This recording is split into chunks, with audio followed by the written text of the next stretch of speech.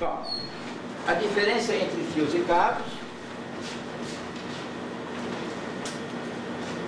Bom, por definição nós já vimos então, né, que fio é um elemento único e cabo é um conjunto de fios, certo?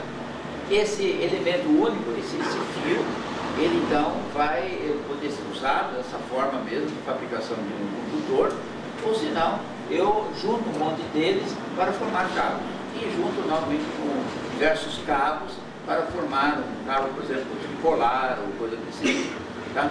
Vamos ver isso com mais detalhes. A representação, aqui por exemplo vocês têm o quê? Então vocês têm, aqui no primeiro vocês têm um fio só.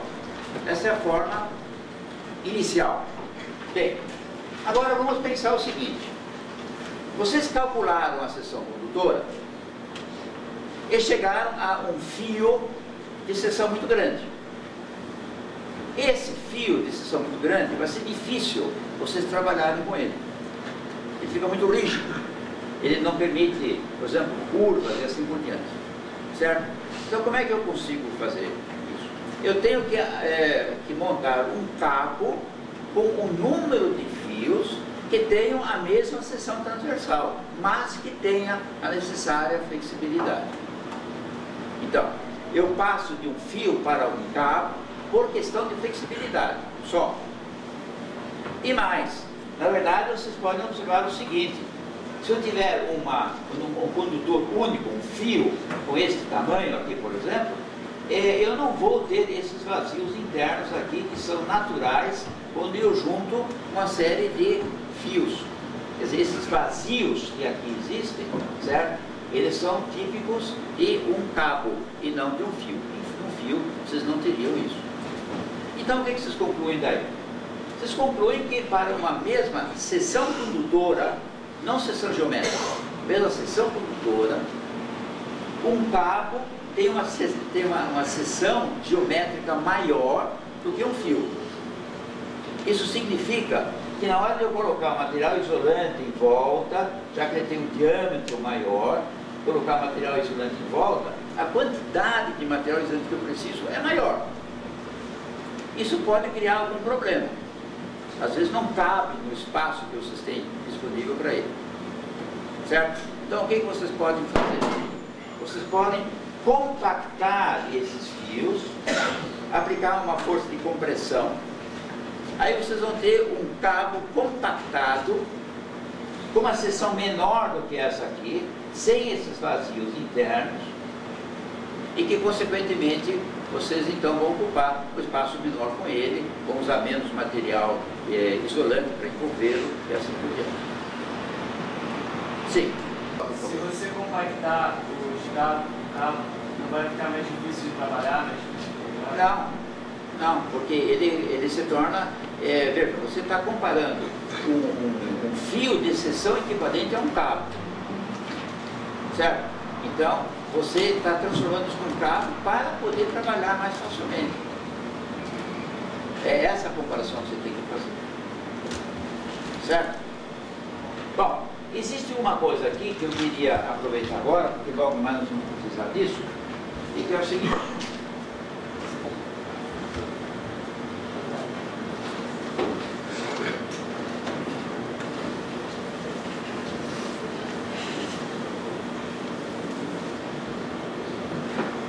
Se vocês olharem um fio desses na seção transversal,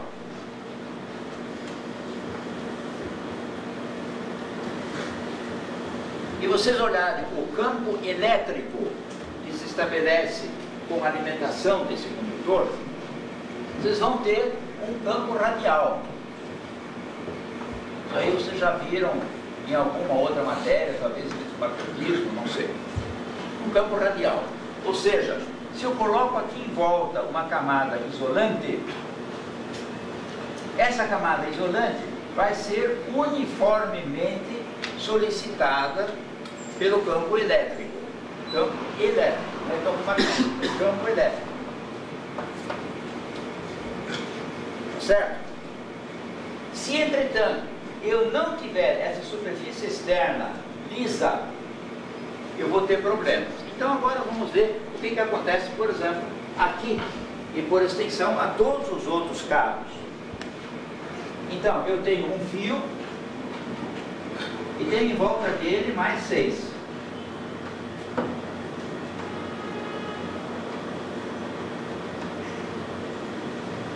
Em cada um deles acontece isso. Só que as linhas de campo aqui internas se neutralizam, enquanto que as linhas externas vão exatamente ter essa forma radial aqui. Então vejam o que vai acontecer aqui.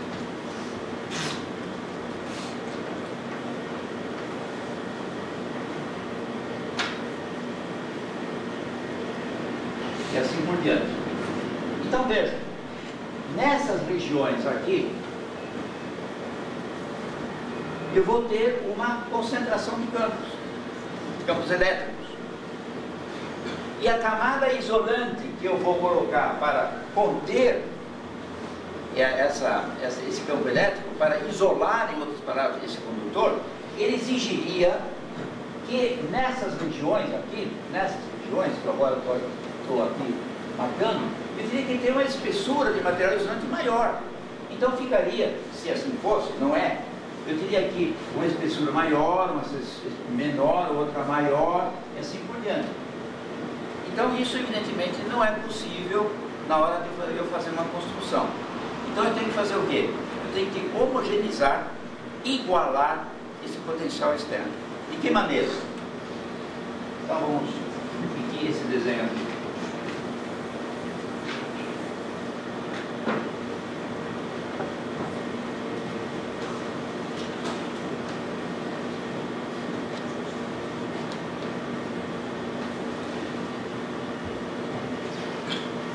Para eu ter um campo externo uniforme, eu tenho que eliminar esses pontos críticos, exatamente onde eu tenho os dois campos atuando. Como?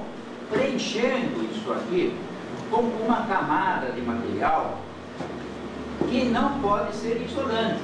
Ela pode ser semicondutora, mas ela não pode ser isolante. Porque nesse caso eu vou refazer essa superfície externa lisa e o meu campo radial novamente será, como eu estou representando aqui, que é praticamente a mesma coisa como aqui. Certo? Então aqui eu vou ter uma blindagem.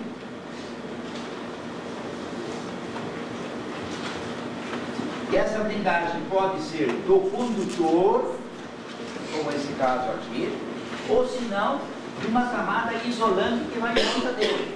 Ou seja, uma camada aqui em volta, né? Eu também tenho a blindagem aqui, uma blindagem da camada isolante, uma blindagem da isolação, como é chamado. Tá certo? Então isso acontece em todos esses casos aqui, onde eu não tenho uma única seção lisa externamente, vamos dizer. Tá? Só que tem um detalhe, que na verdade esse problema que eu estou apontando lá, de concentração de campo, ele só é importante quando eu trabalho acima da baixa tensão. Portanto, até 1000 volts, que é o limite da baixa tensão, por norma, é 1000 volts, não é 600 volts, não é nada diferente disso, é 1000 volts, tá? Eu não preciso aplicar essa blindagem da isolação, nem a blindagem do condutor. Eu tenho que aplicá-la em cabos de média e de alta tensão. Certo? Portanto, esse problema se acentua quando eu tenho uma situação mais crítica do que essa. Agora, quando eu faço um tratamento desse condutor,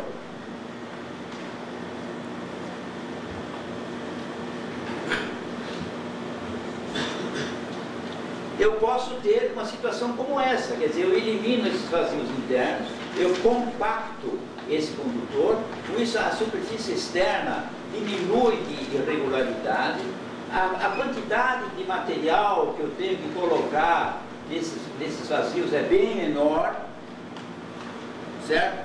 E eu, consequentemente, vou ter uma característica isolante melhor nessas condições. Quer dizer, eu vou ter uma distribuição de campo melhor, com menos material semicondutor. Agora veja, vamos entender bem esse semicondutor. Eu já tenho visto o pessoal mesmo, na hora de perguntar o que é o semicondutor, tem dado as respostas mais esquisitas. Esse conceito de semicondutor não tem nada a ver com o termo semicondutor usado na eletrônica, certo? É apenas um material, geralmente um material isolante, um plástico, que foi, através de um processo, tornado menos isolante. Quer dizer, menos isolante é mais condutor, e daí chamado de semicondutor. O termo é o mesmo, o conceito é totalmente outro. Eu já ouvi, por exemplo, na resposta de alunos, dizer que o semicondutor, a camada semicondutora se destina a conduzir corrente contínua. Não sabe nem onde é que o galo está cantando. Certo? Bom, então aqui nós temos o cabo chamado compactado. É importante esse cabo, você encontra ele bastante por aí.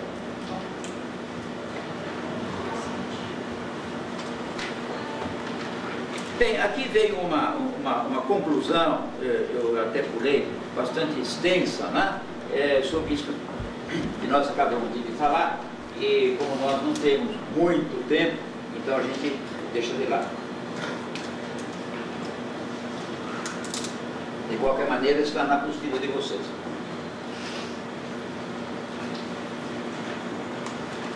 Bom, então qual é o assunto agora? Campos elétricos em cabos blindados e não blindados. Não exatamente usar isso que nós acabamos de comentar aqui. Ok?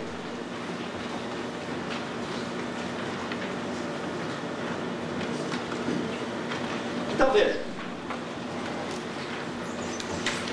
Quando eu tenho um único condutor, a distribuição do campo elétrico é uniforme distribuído e a minha camada isolante, ela é também solicitada de modo igual em todas as suas porções.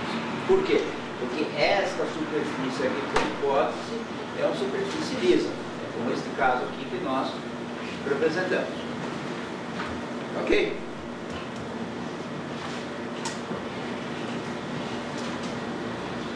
Quando eu agora tenho diversos elementos condutores, diversos fios chamados veias juntos, ou seja, o cabo não é mais unipolar, ele então poderia ser tripolar, por exemplo, ou multipolar, se tiver, se vocês quiserem generalizar.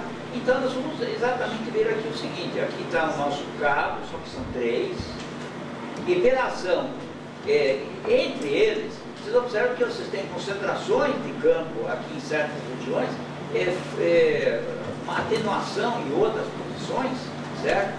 E dessa maneira, então, isto aqui tudo acontece por falta de uma blindagem. Como esse problema, já falei, é mais significativo, mais importante, quando eu trabalho com tensões mais elevadas do que 1 kV, então isso aqui é típico de cabos de média e de alta tensão. Em cabos de baixa tensão, existe uma concentração, mas pelo fato da tensão já ser baixa, a consequência evidentemente é bem mais suave, e não precisa ser colocada uma blindagem. Porque colocar uma blindagem custa dinheiro, certo? Nós estamos encarecendo o cabo, em outras palavras. Continuando ainda esse assunto, né?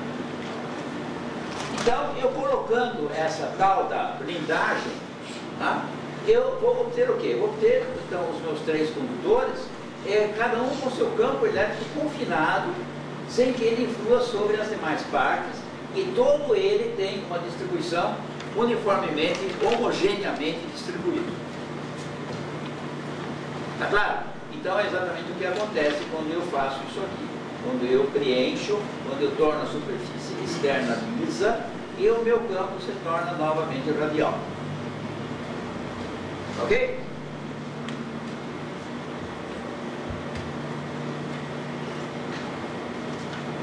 Então, uma conclusão.